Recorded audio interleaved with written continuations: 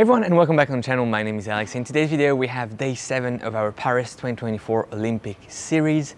It's super exciting. Thank you so much to everyone who joined for day 1 to day 6. There is a playlist with all the videos of this series. You can go find them. And today we have a special guest. It's Cassandre Beaugrand, the Olympic champion on the individual triathlon discipline on the women's side. That will come at the end of the video, so stay for that. It's going to be a very nice talk with Cassandre. She's a super nice person and I was very lucky and fortunate to meet with her and interview her.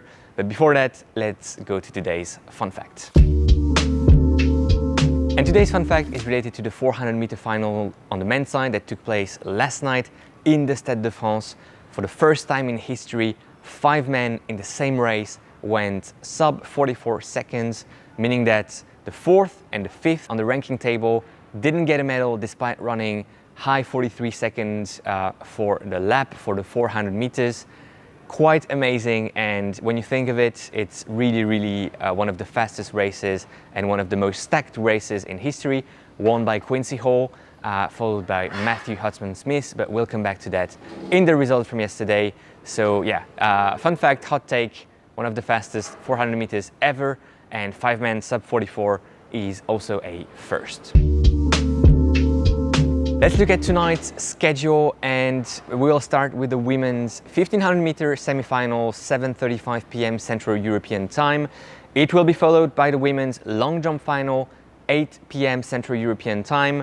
Followed again very closely, 8:25 p.m. by the men's javelin throw final. And right after that, the big dogs will enter the arena, 8:30 p.m. the men's 200 meter finals. It's going to be interesting. Noah Lyles didn't have the smoothest semi-final yesterday, finishing second in his semi-final with that auto qualifying spot. He's the big favorite for tonight and I will put my money on him, but it's going to be another tough battle on the 200 meters. What time are we going to see? Is it going to be a high 1960s, low 1970s, or is it going to be a slightly slower race in the 1980s, 1990s? Let's see.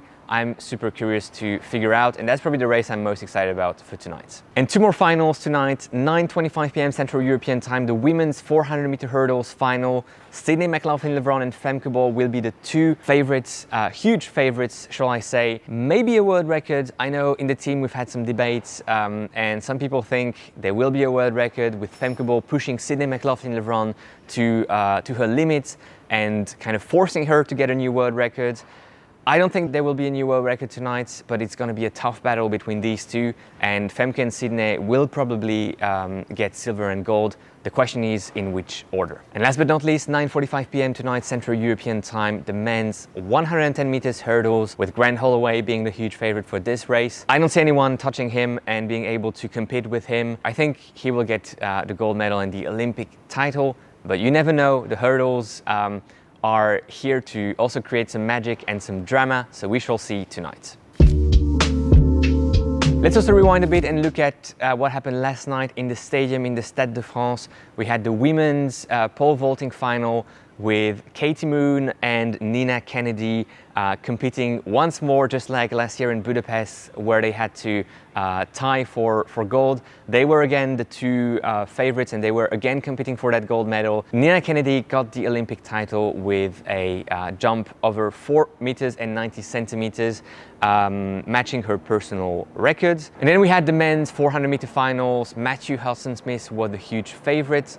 Quincy Hall was an outsider, a dark horse, shall I say, and Quincy Hall got the title. Matthew Hutsman-Smith was leading, and with 5-10 meters to go, with that amazing moonwalk type of stride, Quincy Hall overtook him and took the lead, took the title. It was very close. Quincy Hall becoming the Olympic champion for the 400 meters on the men's side. And like I said in the beginning of this video, fun fact, 4 men sub 44 seconds, quite amazing. Last race, 9:43 p.m. last night, was the men's 3000 meter steeplechase final. There were 2 favorites, Soufiane El Bakkali, the world champion, and Lamesha Girma from Ethiopia. And the drama happened with 300 meters to go, even 200 meters to go, only 3 obstacles to jump. Lamesha Girma hit his knee against one of those obstacles, one of those barriers, and he just fell on the ground, knocked his head against the ground, and it was the end of his race. He was taken to the hospital. Apparently he's doing well this morning. And what happened to Lemesha was also due to the confusion reigning in that last lap, with Kenneth Rooks taking the lead and surging like he had nothing to lose, really going for it. Yeah, I think that really created some confusion. No one saw him coming from behind. He was 6 or 7 when he started to surge in, and he took the lead. Lemesha Guilherme was probably also a bit confused, and that's why he rushed a bit his jump, knocked his knee in the barrier. Kenneth Rooks kept the lead for about 200 meters, give or take.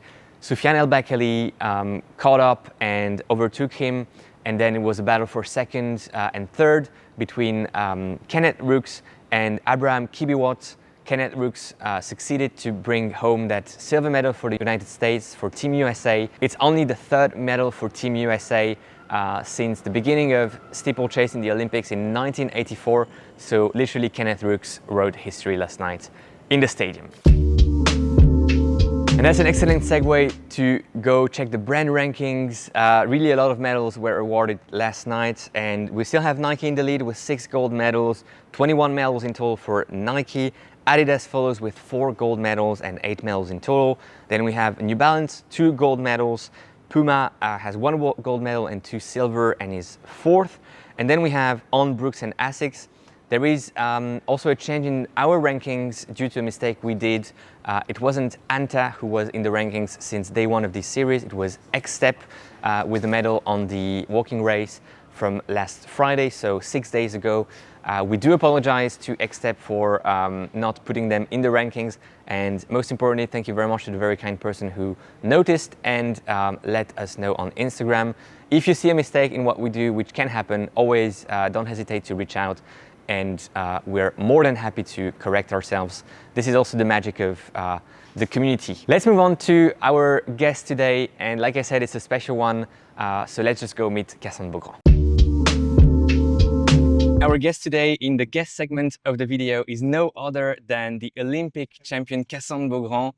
Cassandre, you won the Olympic event, the individual event last week, and yesterday you competed in the relay as well, the mixed relay.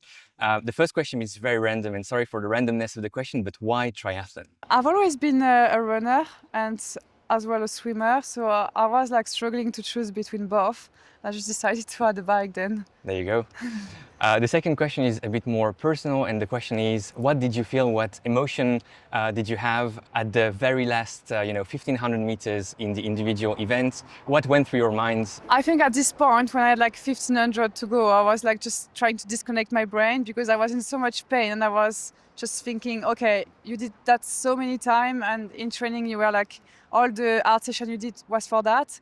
So I just tried like to disconnect my brain and just push and push until the end. And then I think I was feeling so much better just crossing this line, yeah. If there was one athlete who is competing in the 2024 Paris Olympic Games you would like to have a coffee or dinner with, who would you pick? Georgia, Tyler Brown. But it's my roommate this week, so that's fine. I can do that. What will you remember, obviously outside of your win? Is there a feeling here in Paris? You were also born and raised not too far from here. Is there something specific that you discovered in Paris this week? That the French crowd is actually mad, if I can say that. I knew it was like very loud, but after leaving like my race, I was just like so shocked about everything I was feeling, honestly. It was mad. What's next for you?